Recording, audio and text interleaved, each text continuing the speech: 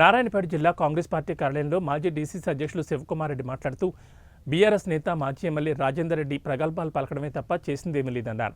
ఆయన హయాంలో వేసిన శిలాఫలకాలు దిష్టిబొమ్మల్లా ఉన్నాయన్నారు. ఏరియా ఆసుపత్రి భవనం శిథిలావస్థకు చేరడంతో జిల్లా కలెక్టర్ ఆదేశాల మేరకు ఆసుపత్రిని మెడికల్ కళాశాల భవంతిలోకి మార్చారని తెలిపారు. బిందెలు తీసుకొని బస్సులు వేసుకొని పోయి అడిగి నీళ్లు ముంచుకొచ్చి పచ్చడి చేసుకునే పరిస్థితులు కల్పించింది మీరు కాదా? కనీసం ఆ మాట ఎత్తుతో ఎక్కడ మీకు గొంతుకొస్తుందని చెప్పి చిన్న చిన్న విషయాలు హాస్పిటల్ అది చేసినా ఇది చేసినా అది చేసినా 100 సోది చదువుకుంటూ పోయినరు. మీరు జియోలు ఇష్యూ చేయడంలో డబ్బులు ఉన్నాయని చెప్పడంలో మీ అంత పెద్ద మనుషులు ఎవరు లేరు. అబద్దాలు చెప్పాలంటే ఫ్యాక్టరీయే మీది. అట్లాంటిది అనవసరంగా మీరు కెలికి మరి మాట్లాడుకుంటున్నారు కదా.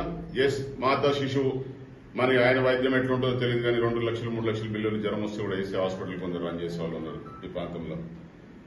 స్పెషలైజ్ స్టాఫ్ ఒక దగ్గర ఉంటుంది కాబట్టి మాతా శిశు సెంటర్ కి 100 బెడెడ్ హాస్పిటల్ కెపాసిటీ పెంచినారు కాబట్టి అక్కడే కావాలని చెప్పేసి అది కేవలం మెడికల్ రీజన్స్ లో అక్కడ పెట్టడం జరిగింది. ఈ రోజు మీరు ఎన్ని